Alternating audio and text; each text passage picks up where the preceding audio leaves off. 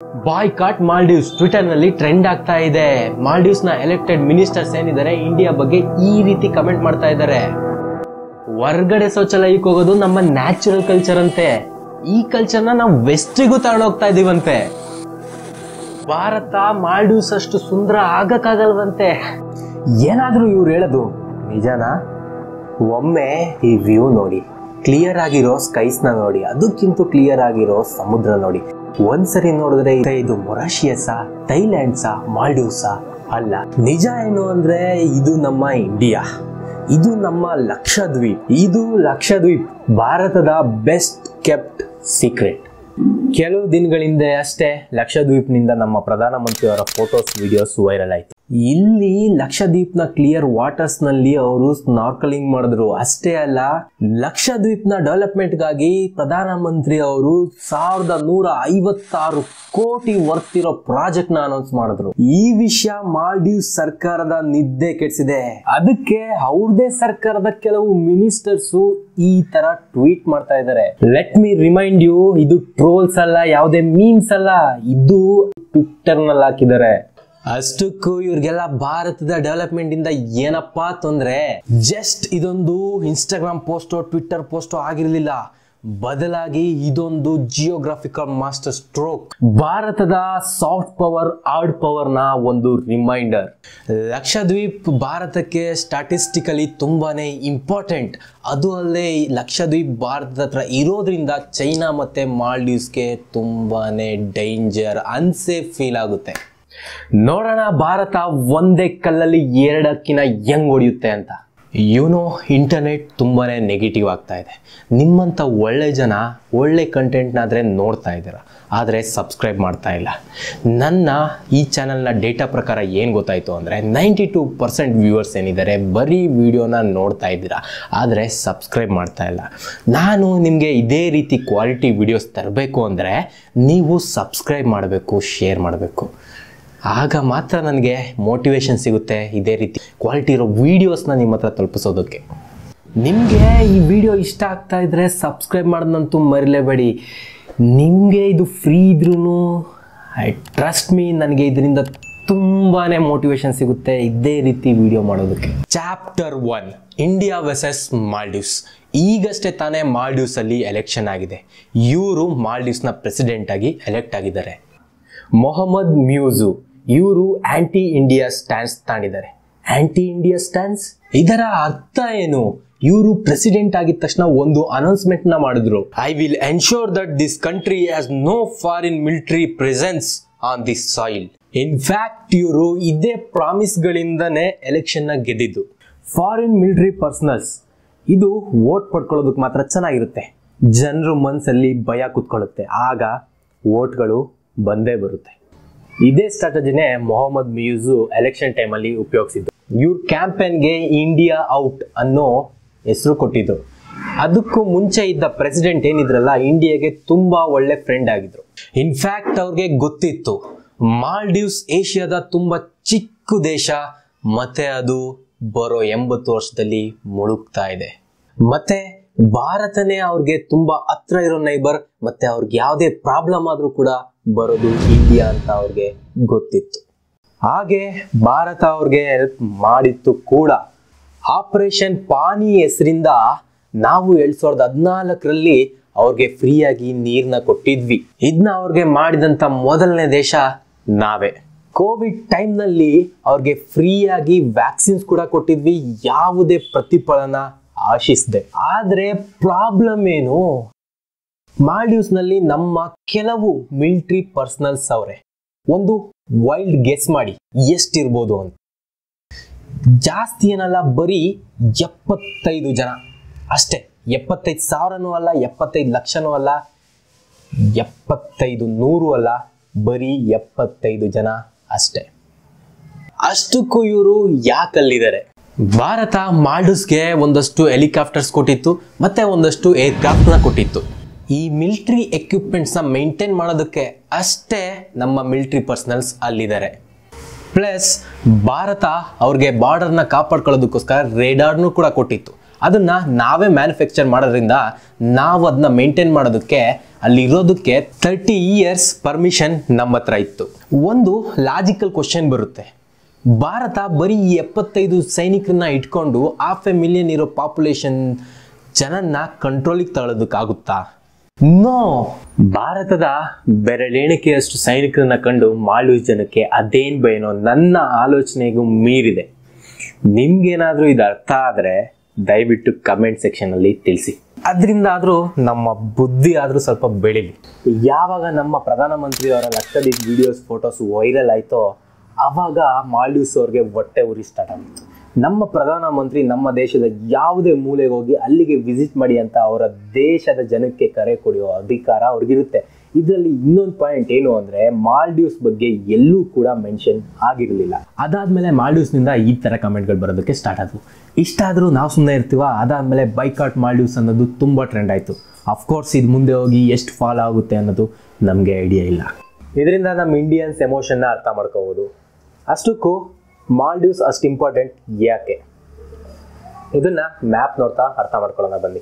World trading ಅಲ್ಲಿ Indian ಓಷನ್ದು ತುಂಬಾನೇ ದೊಡ್ಡ ರೋಲ್ ಇದೆ. ಇಲ್ಲಿ ತುಂಬಾ ಟ್ರೇಡಿಂಗ್ ರೂಟ್ ಇದೆ.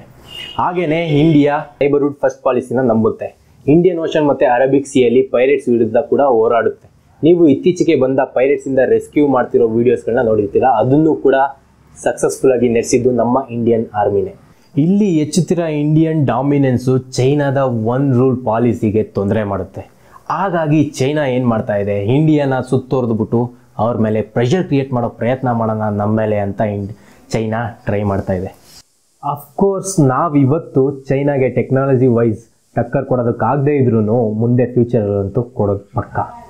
ಅದಕ್ಕೆ ಚೈನಾ ಏನು ಮಾಡ್ತಾ ಇದೆ, ಮಾಲ್ಡೀವ್ಸ್ನ ಕಂಟ್ರೋಲಿಗೆ ತಗೊಂಡು ನಮ್ಮ ಮೇಲೆ ಪ್ರೆಷರ್ ಕ್ರಿಯೇಟ್ ಮಾಡೋದಕ್ಕೆ ಟ್ರೈ ಮಾಡ್ತಾ ಇದೆ. ಮಾಲ್ಡೀವ್ಸ್ ಯಾವ ರೀತಿ ಅಂದರೆ ಇಂಡಿಯಾ ಫಸ್ಟ್ ಪಾಲಿಸಿನ ಅವ್ರು ಫಾಲೋ ಮಾಡ್ತಾ ಇದ್ರು. ಆದರೆ ಮೊಹಮ್ಮದ್ ಮುಯಿಜು ಅವರು ಪ್ರೆಸಿಡೆಂಟ್ ಆಗಿದ ತಕ್ಷಣ ಅದನ್ನ ಬ್ರೇಕ್ ಮಾಡಿ ಚೈನಾ ವಿಸಿಟ್ ಮಾಡಿದ್ರು. ಮೊಹಮ್ಮದ್ ಮುಯಿಜು ಇದರಿಂದ 2 ಕಂಡೀಷನ್ನ ಬ್ರೇಕ್ ಮಾಡಿದ್ದಾರೆ. ಫಸ್ಟು ಇಂಡಿಯಾ ಫಸ್ಟ್ ಪಾಲಿಸಿನ ಬ್ರೇಕ್ ಮಾಡಿದ್ದಾರೆ, ಮತ್ತು ಇನ್ನೊಂದು ಇಂಡಿಯಾದ ಎನಿಮಿಯಾದ ಚೈನಾ ಜೊತೆ ಕೈ ಜೋಡಿಸಿದ್ದಾರೆ. ಇದರಲ್ಲಿ ಚೈನಾ ಜೊತೆ ಇರೋ ಅವ್ರ ವ್ಯವಹಾರಕ್ಕೆ ಪ್ರಾಫಿಟ್ಗಿಂತ ಇಂಡಿಯಾ ಜೊತೆ ಇರೋ ಪ್ರಾಫಿಟೇ ಜಾಸ್ತಿ. ಅದು ಹೇಗೆ ಅಂದರೆ ಇಂಡಿಯಾ ಮಾಲ್ಡೀವ್ಸ್ಗೆ ತುಂಬ ಹತ್ರ ಇದೆ. ತುಂಬ ಕಮ್ಮಿ ಬೆಲೆಗೆ ಎಲ್ಲ ಐಟಮ್ಸು ಕೂಡ ಗೂಡ್ಸ್ ಆ್ಯಂಡ್ ಸಪ್ಲೈಸ್ ಹೋಗುತ್ತೆ. ಮತ್ತು ಏನೇ ಪ್ರಾಬ್ಲಮ್ ಆದರೂ ಕೂಡ ಫಸ್ಟ್ ಬರೋದು ಇಂಡಿಯಾನೇ. ಆದರೆ ಮುಯಿಜು ಅವರ ದಡ್ಡತನದಿಂದ ಚೈನಾ ಜೊತೆ ಫ್ರೆಂಡ್ಶಿಪ್ ಮಾಡಿ ಇಂಡಿಯಾ ಜೊತೆ ಶತ್ರುತ್ವ ಕಟ್ಕೊಳ್ಳೋದಕ್ಕೆ ನೋಡ್ತಾ ಇದ್ದಾರೆ. ಅಲ್ಲಿನ ಪಾರ್ಲಿಮೆಂಟಲ್ಲಿ ಅವರ ವಿರೋಧ ಪಕ್ಷದಲ್ಲೇ ಯಾರ್ಯಾರಿದ್ರಲ್ಲ, ಹೋದ್ಸರಿ ಪ್ರೈಮ್ ಮಿನಿಸ್ಟರ್ ಆಗಿದ್ದವರು ಕೂಡ ಅವ್ರಿಗೆ ಬುದ್ಧಿ ಮಾತಾಡೋ ಪ್ರಯತ್ನ ಮಾಡಿದ್ದಾರೆ. ಮಾಲ್ಡೀವ್ಸ್ನ ಎಕಾನಮಿ ಬೇಸಿಕಲಿ ಡಿಪೆಂಡ್ ಆಗಿರೋದೇ ಟೂರಿಸಂ ಮೇಲೆ. ಅಲ್ಲಿ 4ರಲ್ಲಿ ಒಬ್ಬ ಟೂರಿಸ್ಟು ಇಂಡಿಯನ್ನೇ ಆಗಿರ್ತಾನೆ. ಈಗ ಅವ್ರಿಗೆ ಬಾಯ್ಕಾಟ್ ಮಾಲ್ಡೀವ್ಸ್ ತುಂಬಾ ಭಾರಿ ಬೀಳ್ತಾ ಇದೆ.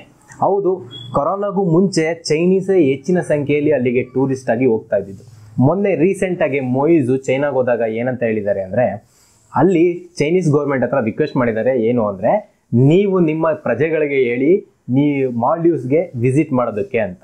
ಈಗ ಚೈನಾ ಸರ್ಕಾರ ಇವ್ರ ಪ್ರಕಾರ ಏನು ಹೇಳಬೇಕು ಅಂದರೆ, ಹೋಗ್ಬಿಟ್ಟು ಜನರ ಹತ್ರ ನೀವು ಬೇರೆ ದೇಶಕ್ಕೆ ಹೋಗ್ಬಿಡಿ, ಮಾಲ್ಡೀವ್ಸ್ಗೆ ವಿಸಿಟ್ ಮಾಡಿ ಅಂತ ಚೈನಾನೇ ಹೋಗ್ಬಿಟ್ಟು ಒಂಥರ ಅಡ್ವರ್ಟೈಸ್ ಮಾಡಬೇಕು ಅನ್ನೋದು ಇವರ ಒಂದು ಉದ್ದೇಶದಿಂದ ಹೇಳಿದ್ದಾರೆ. ಮತ್ತೆ ಚೈನಾದ ಸ್ಟ್ರಾಟಜೀಸ್ ಬಗ್ಗೆ ಎಷ್ಟೇ ಹೇಳ್ಕೊಳೋದ್ರು ವಿಡಿಯೋದಲ್ಲಿ ಸಾಕಾಗಲ್ಲ. ಯಾಕೆಂದರೆ ಅವ್ರದ್ದು ಕನ್ನಿಂಗ್ ಸ್ಟ್ರಾಟಜೀಸು ತುಂಬಾ ಇದೆ. ಹಾಗಾಗಿ ಈಗ ನೆಕ್ಸ್ಟ್ ಚಾಪ್ಟರ್ ಆದ ಈ ವಿಡಿಯೋದಲ್ಲಿ ಬೆಸ್ಟ್ ಕೆಪ್ಟ್ ಸೀಕ್ರೆಟ್ ಇನ್ ಇಂಡಿಯಾಗೆ ಹೋಗೋಣ. ಸ್ವಾತಂತ್ರ್ಯ ಬಂದಾಗಿಂದಲೂ ಭಾರತದಿಂದ ಬೆಸ್ಟ್ ಕೆಪ್ಟ್ ಸೀಕ್ರೆಟ್ ಬಂದ್ಬಿಟ್ಟು ಲಕ್ಷದ್ವೀಪ್ ಐಲ್ಯಾಂಡ್ಸ್. ಇದು ಕೇರಳದಿಂದ ಬರೀ 360 ಕಿಲೋಮೀಟರ್ಸ್ ಇದೆ. ಇದು ಇಂಡಿಯಾದ 8 ಟೆರಿಟರೀಸ್ ಅಲ್ಲಿ ಒಂದು. ಇದು 36 ಐಲ್ಯಾಂಡ್ಗಳ ಒಂದು ಸ್ವರ್ಗ.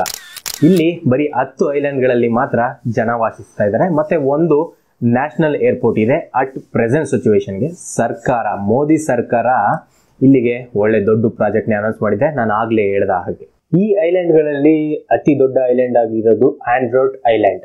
ಇದು 1.43 ಕಿಲೋಮೀಟರ್ಸ್ ಅಗಲ, 4.66 ಕಿಲೋಮೀಟರ್ಸ್ ಉದ್ದ ಇದೆ. ಲಕ್ಷದ್ವೀಪ್ ಇಂಡಿಯಾದ ಯೂನಿಯನ್ ಟೆರಿಟರಿಗಳಲ್ಲೇ ಚಿಕ್ಕದು. ಮತ್ತೆ ಇಲ್ಲಿನ ಐಲ್ಯಾಂಡ್ಗಳು ಹೆಚ್ಚಾಗಿ ಫಾರೆಸ್ಟ್ಗಳಿಂದ ಕವರ್ ಆಗಿರೋದ್ರಿಂದ ಇದು ತುಂಬ ಎಕಾಲಜಿಕಲಿ ಸೆನ್ಸಿಟಿವ್ ಏರಿಯಾ ಅಂತ ಕೂಡ ಡಿಕ್ಲೇರ್ ಮಾಡಿತ್ತು ಇಂಡಿಯಾ. ಇಲ್ಲಿನ ಪಾಪ್ಯುಲೇಷನ್ ಬಂದು ಬರೀ 64,000. ಇಲ್ಲಿ ಟೂರಿಸಮು 1994 ಸ್ಟಾರ್ಟ್ ಆಗಿತ್ತು. ಇಲ್ಲಿ ಟೂರಿಸಂಗೆ ಬಿಟ್ಟಿರೋದು ಮಾತ್ರ ಒಂದೇ ಐಲ್ಯಾಂಡು, ಇನ್ನು ಮಿಕ್ಕಿರೋವೆಲ್ಲ ಲೋಕಲ್ಸ್ಗೆ ಮತ್ತೆ ಟ್ರೈಬ್ಗೆ ರಿಸರ್ವ್ ಆಗಿದೆ. ಅಷ್ಟಲ್ಲದೆ ಇದು ಸ್ಟ್ಯಾಟಿಸ್ಟಿಕಲಿ ತುಂಬಾ ಇಂಪಾರ್ಟೆಂಟ್ ಆಗಿರೋದ್ರಿಂದ ಇಲ್ಲಿ ಇಂಡಿಯಾದ ಒಂದು ನೇವಲ್ ಬೇಸ್ ಕೂಡ ಇದೆ. ಭಾರತದ ಮಾಸ್ಟರ್ ಪ್ಲಾನ್, ಇಲ್ಲಿ ಭಾರತ ತುಂಬಾ ದೊಡ್ಡ ಅಮೌಂಟ್ನ ಇನ್ವೆಸ್ಟ್ ಮಾಡ್ತಾ ಇದೆ, 1156 ಕೋಟಿ ಲಕ್ಷದ್ವೀಪ್ ಡೆವಲಪ್ಮೆಂಟ್ಗೋಸ್ಕರ. ಇಲ್ಲಿ ಬ್ರಾಡ್ಬ್ಯಾಂಡ್ ಇಂಟರ್ನೆಟ್, ಕುಡಿಯೋದಕ್ಕೆ ನೀರು, ಫೆರಿ ಮತ್ತೆ ಎಕೋ ಟೂರಿಸಂನ ಡೆವಲಪ್ ಮಾಡ್ತಾ ಇದೆ. ಇದಕ್ಕೆ ಕೈ ಜೋಡಿಸ್ತಾ ಇರೋದು ಬಂದ್ಬಿಟ್ಟು ನಮ್ಮ ಮಿತ್ರ ರಾಷ್ಟ್ರ ಇಸ್ರೇಲ್.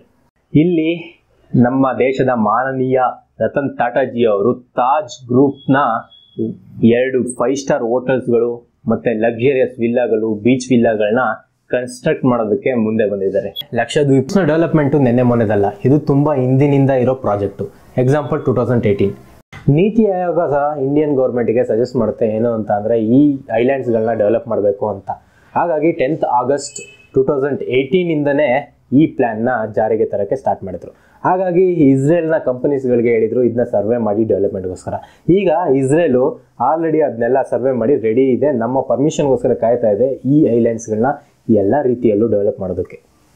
ಚಾಪ್ಟರ್ 4 ಚೈನಾದ ಮಾಲ್ಡೀವ್ಸ್ ಮೇಲಿನ ಕಂಟ್ರೋಲ್. ಚೈನಾ ಏನಕ್ಕೆ ಮಾಲ್ಡೀವ್ಸ್ ಮೇಲೆ ಕಂಟ್ರೋಲ್ ಮಾಡೋದಕ್ಕೆ ನೋಡ್ತಾ ಇದೆ?